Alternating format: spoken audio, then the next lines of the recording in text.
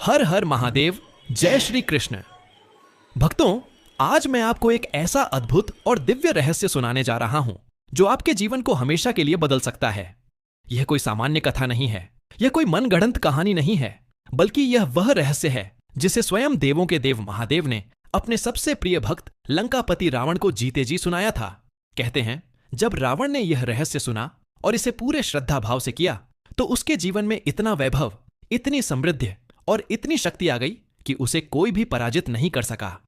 महादेव ने कहा था, जब सही दिन, सही मुहूर्त और सही क्रिया एक साथ मिल जाए और मन में पूर्ण भक्ति और विश्वास हो तो जन्मों जन्मों की गरीबी, रोग और दुख एक क्षण में समाप्त हो जाते हैं।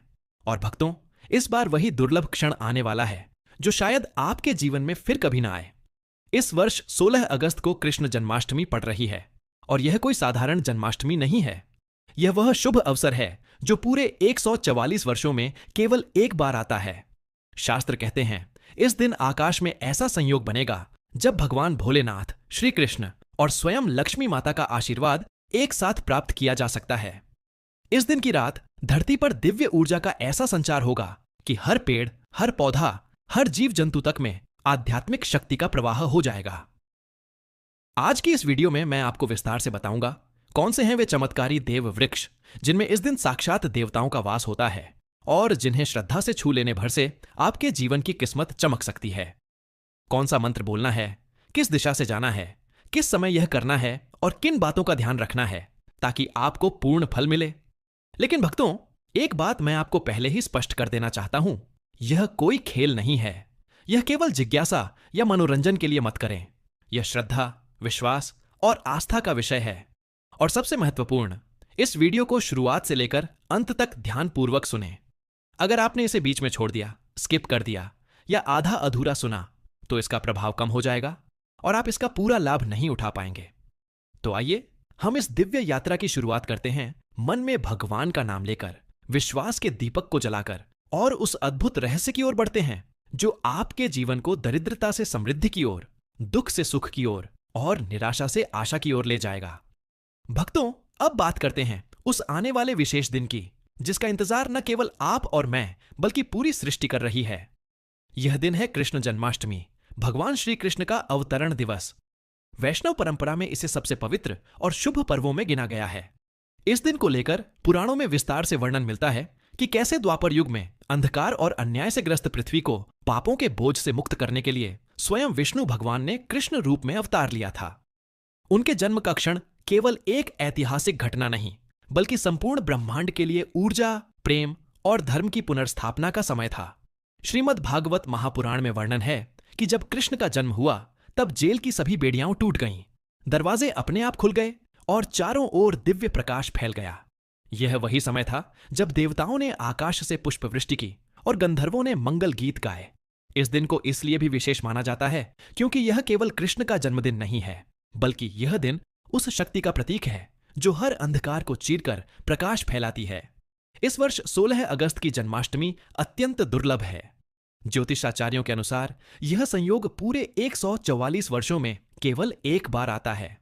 इस बार चंद्रमा अपनी उच्च स्थिति में रहेगा, रोहिणी नक्षत्र का प्रभाव रहेगा और साथ ही भाद्रपद मास का कृष्ण पक्ष अष्टमी तिथि पूरे रात्रि में विद्यमान रहेगी। यह योग भगवान शिव, भगवान कृष्ण और देवी लक्ष्मी के आशीर्वाद को एक साथ प्राप्त करने का अवसर देगा। शुभ मुहूर्त की बात करें तो इस दिन की पूजा का सर्वश्रेष्ठ समय रात्रि 11:47 से लेकर अगले दिन प्रातः 12:32 तक का रहेगा, क्योंकि यही वह समय है जो भगवान श्री कृष्ण के वास्तविक जन्मकाल से मेल खाता है। इसी समय में की गई भक्ति, मंत्र जाप और व्रत का फल अनेक गुना बढ़ जाता है। भक्तों, इस दिन को विशेष बनाने वाली एक और बात यह है कि शास्त्रों में उल्लेख मिलता है कि जब ऐसा संयोग बनता है तब देवता स्वयं पृथ्वी पर अवतरित होकर भक्तों के बीच विचरण करते हैं। पेड़ पौधों, नदियों, मंदिरों और तीर्थ स्थलों में अदृश्य रूप से देव शक्तियां सक्रिय हो जाती हैं। इसीलिए इस दिन यदि आप सही मुहूर्त में सही देव वृक्ष की पूजा और स्पर्श करते हैं तो आपको केवल फल ही नहीं मिलता बल्कि आपके जीवन की दिशा बदल सकती है। भक्तों, जब हम इस विशेष दिन के रहस्य की ओर बढ़ रहे हैं तो सबसे पहले हमें यह समझना होगा कि हिंदू धर्म में वृक्षों का क्या महत्व है। हमारे शास्त्रों में वृक्षों को केवल पेड़ पौधे नहीं बल्कि जीवंत देव रूप माना गया है। कहा गया है कि एक एक वृक्ष में अनगिनत प्राणियों का आश्रय होता है और उसमें ऐसी दिव्य ऊर्जा होती है जो हमारे जीवन को सुख, शांति और समृद्धि से भर सकती है। पुराणों और वेदों में स्पष्ट रूप से उल्लेख मिलता है कि अलग अलग देवताओं का वास अलग अलग वृक्षों में होता है।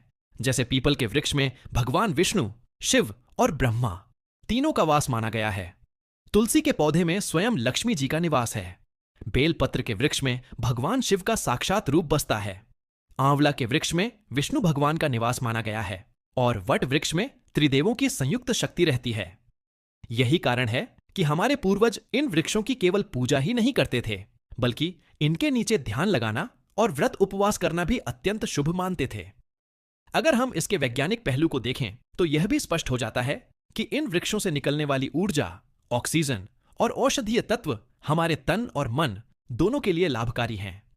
पीपल का पेड़ दिन और रात दोनों समय ऑक्सीजन देता है। बेलपत्र के पत्तों में औषधीय गुण होते हैं जो शरीर को शीतलता और रोग प्रतिरोधक क्षमता देते हैं। तुलसी का पौधा वायु को शुद्ध करता है, वातावरण से नकारात्मक ऊर्जा हटाता है और घर में सकारात्मकता फैलाता है। इस तरह हमारे आर्षि मुनियों ने इन वृक्षों को धार्मिक आस्था और विज्ञान दोनों का संगम बना दिया। अब सवाल यह है कि इस विशेष दिन को ही इन वृक्षों की पूजा क्यों करनी चाहिए? भक्तों, ऐसा इसलिए क्योंकि जब जन्माष्टमी के दुर्लभ संयोग में चंद्रमा, नक्षत्र और ग्रहों की स्थिति एकदम सही होती है, तब धरती पर फैली हुई आध्यात्मिक तरंगें कई गुना बढ़ जाती हैं। इन तरंगों को सबसे अधिक ग्रहण करने की क्षमता इन्हीं देव वृक्षों में होती है। यही कारण है कि इस दिन इनके समीप जाकर, इन्हें स्पर्श करके और मंत्रोच्चार करके आप उस दिव्य ऊर्जा को अपने जीवन में ला सकते हैं।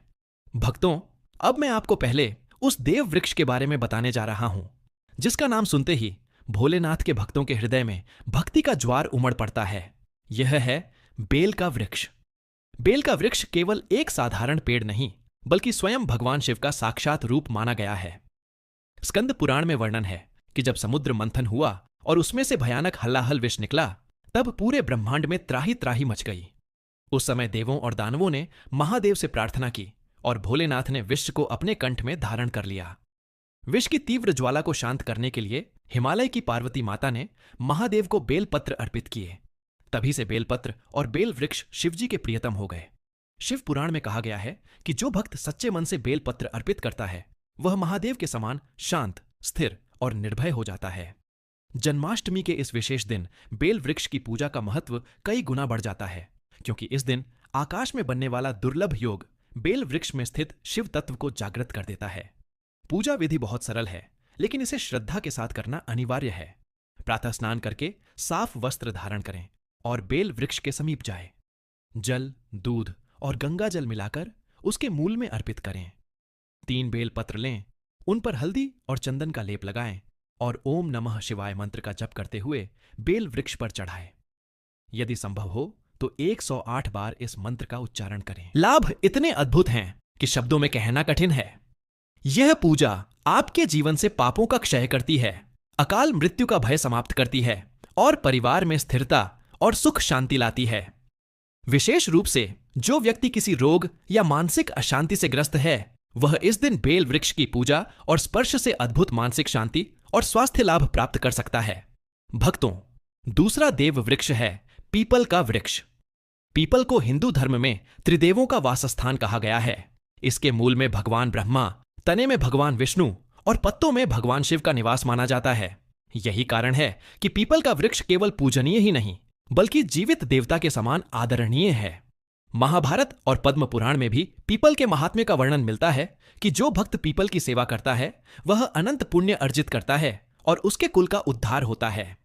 पूजा करने का सही तरीका यह है कि जन्माष्टमी के दिन प्रातः स्नान के बाद पीपल के वृक्ष के पास जाएं। सबसे पहले उसकी जड़ में जल, दूध और गंगा जल का मिश्रण अर्पित करें। फिर उसके चारों ओर 7 बार परिक्रमा करें। प्रत्येक परिक्रमा के बाद ओम नमो भगवते वासुदेवाय मंत्र का जप करें। यह मंत्र स्वयं भगवान श्री कृष्ण का है और इस दिन पीपल के वृक्ष के माध्यम से इसका प्रभाव कई गुना बढ़ जाता है।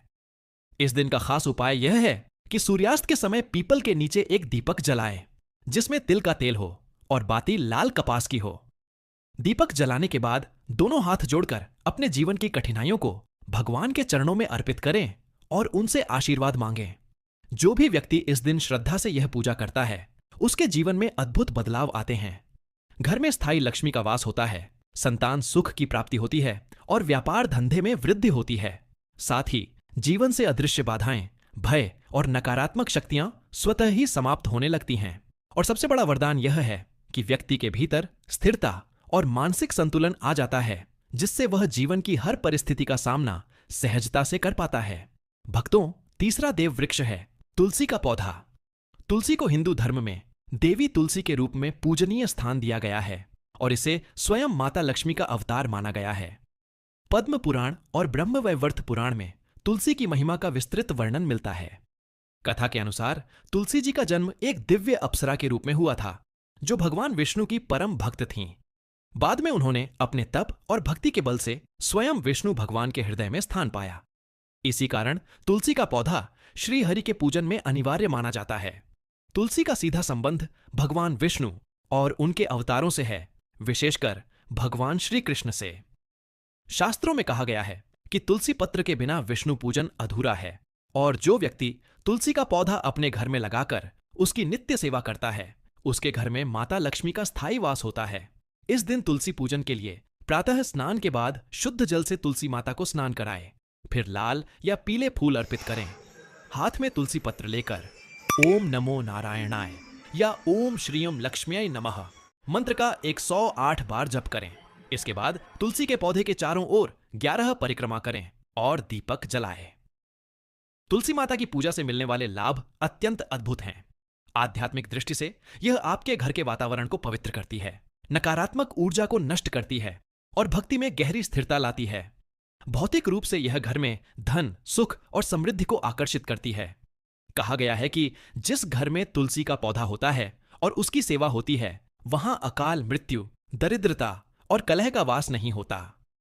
भक्तों, अब हम आते हैं इस यात्रा के बोनस भाग पर, जहां मैं आपको ऐसे वृक्षों और पौधों के बारे में बताने वाला हूं जो शायद उतने चर्चित नहीं हैं, लेकिन जिनकी शक्ति अद्भुत है और जिनके बारे में जानना आपके लिए जीवन बदलने जैसा हो सकता है। सबसे पहले बात करते हैं आंवला के वृक्ष की।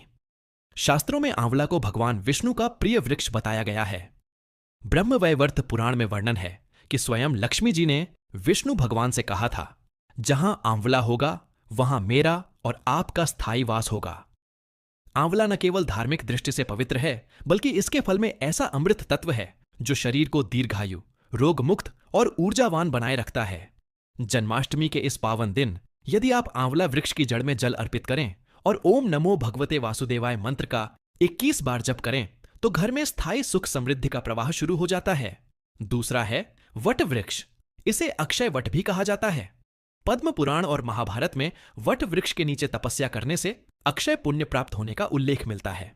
मान्यता है कि वट वृक्ष में त्रिदेवों का संयुक्त वास है और इसके नीचे बैठकर ध्यान करने से मन की सभी अशांतियां समाप्त होती हैं। विशेषकर विवाहित महिलाएं इस वृक्ष की पूजा से अपने पति के दीर्घायु और परिवार की समृद्धि का आशीर्वाद पाती हैं। इस दिन वट वृक्ष के चारों ओर 7 परिक्रमा करके पीले धागे से तना बांधकर और ओम त्र्यंबकाय नमः मंत्र का जप करने से रोग, भय और असफलताओं का नाश होता है। अब बात करते हैं एक खास, आसान और अत्यंत प्रभावी उपाय की। अगर इस जन्माष्टमी के दिन आप किसी भी देव वृक्ष, चाहे वह पीपल हो, बेल हो, आंवला हो या तुलसी, के नीचे बैठकर 5 मिनट के लिए आंखें बंद करके अपने जीवन की हर समस्या को एक एक करके भगवान के चरणों में अर्पित करें और फिर 3 बार गहरी सांस लेकर ओम का उच्चारण करें, तो यह केवल मानसिक शांति ही नहीं देगा, बल्कि आपके अवचेतन मन में एक नई सकारात्मक ऊर्जा भर देगा। यह ऊर्जा आपके कार्यों में तेजी, निर्णयों में स्पष्टता और जीवन में सही अवसर आकर्षित करने में मदद करेगी। धन, सुख और समृद्धि के लिए एक और विशेष प्रयोग है। जन्माष्टमी की रात को किसी भी देव वृक्ष की जड़ में एक दीपक जलाकर वहां थोड़ी सी मिश्री, चावल और पीली हल्दी अर्पित करें। यह छोटा सा उपाय न केवल घर में लक्ष्मी का स्थायी वास कराता है, बल्कि रुके हुए कामों को भी गति देता है और आने वाले वर्ष को सौभाग्य से भर देता है। भक्तों, ये बोनस वृक्ष और उपाय इस दुर्लभ दिन की शक्ति को और भी बढ़ा देंगे। अगर आप पूरे विश्वास और भक्ति के साथ इनका पालन करेंगे, तो आने वाले महीनों में आपके जीवन में बदलाव आपको खुद महसूस होगा और यह बदलाव स्थायी होगा, केवल क्षणिक नहीं। भक्तों, आज आपने सुना कि कैसे इस जन्माष्टमी जैसे दुर्लभ अवसर पर देव वृक्षों की पूजा और सरल उपाय आपके जीवन की दिशा बदल सकते हैं। मेरा आशीर्वाद है कि आप में से हर व्यक्ति के घर में सुख, शांति और समृद्धि का वास हो, रोग और बाधाएं दूर हों और आपके मन में भक्ति की ज्योति हमेशा प्रज्वलित रहे। याद रखिए, उपाय तभी फलते हैं जब उनके पीछे सच्ची श्रद्धा और अटूट विश्वास हो। मंत्र, परिक्रमा, जल अर्पण ये सब माध्यम हैं। असली शक्ति आपके मन की आस्था और ईश्वर से जुड़े प्रेम में है। और अंत में इस एक बात को अपने हृदय में हमेशा संजो कर रखें, यह केवल उपाय नहीं है, यह भक्ति का मार्ग है। यह आत्मा को ईश्वर से जोड़ने का साधन है। जब आप श्रद्धा के साथ इस मार्ग पर चलते हैं तो चमत्कार अपने आप घटित होते हैं। अगर आपको यह ज्ञान और प्रेरणा हृदय से छू गई हो तो कमेंट में हर हर महादेव लिखकर अपनी भक्ति व्यक्त करें और इस वीडियो को दूसरों तक जरूर पहुंचाएं ताकि वे भी इस दिव्य अवसर का लाभ उठा सकें। जय श्री कृष्ण। हर हर महादेव। धन्यवाद। ऐसे ही जानकारी के लिए छाया जैन चैनल को सब्सक्राइब करें और अगर आपको यह वीडियो अच्छी लगी हो तो एक लाइक अवश्य करें और कमेंट में ओम नमः शिवाय अवश्य लिखें।